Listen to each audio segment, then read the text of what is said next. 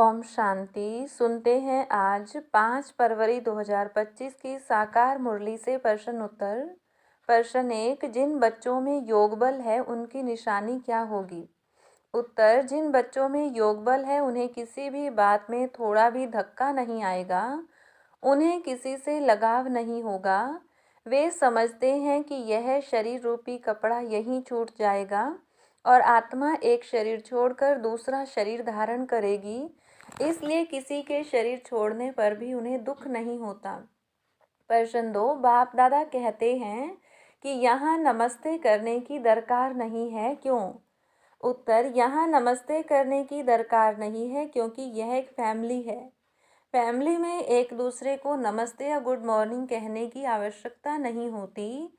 यहाँ सब एक दूसरे के साथ घर के सदस्य की तरह रहते हैं, इसलिए औपचारिकताएं नहीं चलती।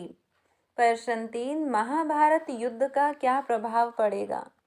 उत्तर, इस युद्ध में आत्माएं मच्छरों के समान शरीर छोड़ती जाएंगी और इस सृष्टि परिवर्तन की प्रक्रिया में प्राकृतिक आपदाएं भी आएंगी।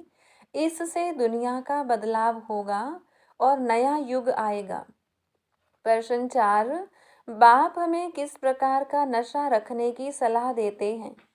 उत्तर, बाप कहते हैं कि हमें मित्र संबंधियों को भूलकर सिर्फ बाप को याद करना चाहिए और बेहद की खुशी में रहना चाहिए।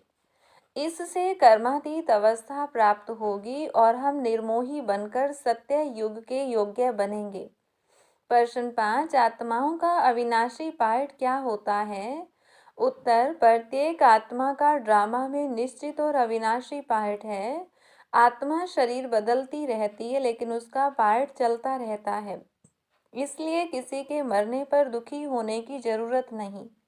प्रश्न 6, कुमारियों के लिए बाप की क्या विशेष सलाह है? उत्तर, कुमारियों को चाहिए कि वे अपने तन मन धन को भारत को स्वर्ग बनाने के लिए खर्च करें और अपनी जीवन ऊर्जा को सेवा में लगाएं, न कि सांसारिक बंधनों में फंसे। प्रश्न 7, मास्टर ज्ञान सागर बनने का क्या अर्थ है? उत्तर, मास्टर ज्ञान सागर बनने का अर्थ है कि व्यर्थ की बातों में उलझकर समय नष्ट न करें, ईर्ष्या, अनुमान और आवेश जैसी बातों को महत्व न देकर उन्हें समाप्त करें और अपनी स्मृति में समर्थ बने रहें। प्रश्न 8, कौन सा तरीका धर्म सत्ता और राज्य सत्ता को सशक्त बना सकता है? उत्तर, धर्म सत्ता को सशक्त बनाने के लिए पवित्रता को सिद्ध करना आवश्यक है और राज्य सत्ता को मजबूत बनाने के लिए एकता को सिद्ध करना जरूरी है। पवित्रता और एकता के बिना दोनों सत्ताएं कमजोर हो जाती हैं।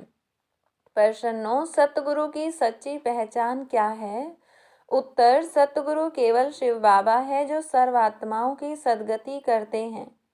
ब्रह्मा, विष्णु, शंकर को गुरु नहीं कहा जा सकता क्योंकि वे भी रचना हैं। सिर्फ शिव बाबा ही एकमात्र सच्चे गुरु हैं जो आकर सभी आत्माओं का कल्याण करते हैं। प्रश्न 10, बाप दादा की नई भाषा क्या है और यह आम मनुष्यों की समझ में क्यों नहीं आती? उत्तर, बाप दादा कहना एक नई भाषा है जिसे केवल ज्ञान योगी बच्चे ही समझ सकते हैं। साधारण मनुष्य यह नहीं समझ सकते कि शिव बाबा और ब्रह्मा बाबा कैसे एक साथ कार्य कर सकते हैं, इसलिए वे भ्रमित हो जाते हैं। प्रश्न 11, बाप दादा को पहचानना क्यों आवश्यक है? उत्तर, क्योंकि जब तक बच्चे बाप दादा को सही रूप में नहीं पहचानेंगे तब तक वे उनसे वर्षा प्राप्त नहीं कर सकते। शिव बाबा सभी आत्माओं के पिता हैं और ब्रह्मा प्रजापिता हैं। बाप शिव बाबा से ही वर्षा मिलता है, ब्रह्मा से नहीं।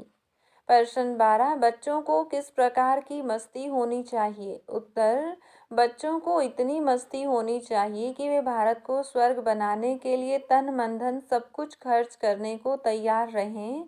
उन्हें अपना कल्याण और दूसरों का कल्याण करने की इच्छा रखनी चाहिए। यह मस्ती उन्हें नशा देती है और उन्हें सदैव खुश रखती है। हर रोज की मुरली से प्रश्न उत्तर सुनने के लिए चैनल को सब्सक्राइब करें और बेल आइकन ज़रूर दबाएं। वीडियो को दूसरे भाई बहनों के साथ शेयर ज़रूर करें। ओम शांति।